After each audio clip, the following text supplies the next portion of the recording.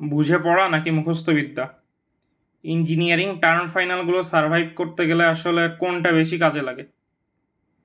So এরকমই একটা question আমার কাছে প্রায়ই আসে।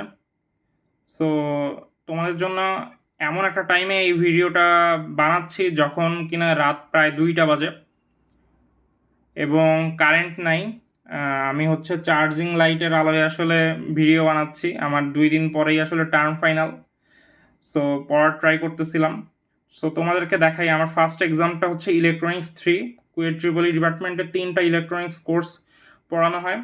সো এই কোর্সে তোমরা দেখতে পাচ্ছ কিনা জানি না, এটা হচ্ছে টেলিভিশনের ট্রান্সমিশন এবং রিসিভিং এন্ডের ব্লক ডায়াগ্রাম। সো এরকম বিশাল বিশাল ব্লক ডায়াগ্রাম আমাদের এক্সামে আসে।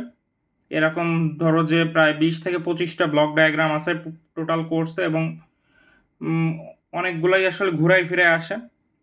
সো এইগুলা যতই আমি বুঝি না কেন বা যতই তুমি বোঝার ট্রাই করো না কেন, তুমি যদি এক্সাম হলে এই বিশাল বিশাল এক একটা ব্লক ডায়াগ্রাম অ্যাকুরেটলি না আঁকে আসতে পারো, সো স্যারও তোমাকে এরকম গোল আকৃতির একটা ব্লক ডায়াগ্রাম খাতার মধ্যে দিয়ে রাখবে। ঠিক আছে? সো আশা করি তোমাদের অ্যান্সার পেয়ে গেছো যে আসলে ইঞ্জিনিয়ারিংয়ে হয়তো অনেক কিছুই বোঝার আছে, বাট ইঞ্জিনিয়ারিং টার্ম ফাইনালগুলো সার্ভাইভ করার জন্য মুখস্থ বিদ্যা মানে বুঝে তো পড়া লাগবেই, বাট মুখস্থ বিদ্যা তোমার যদি না থাকে বা তোমার যদি মেমোরি পাওয়ার অ্যাবিলিটি কম থাকে তাহলে তুমি শেষ।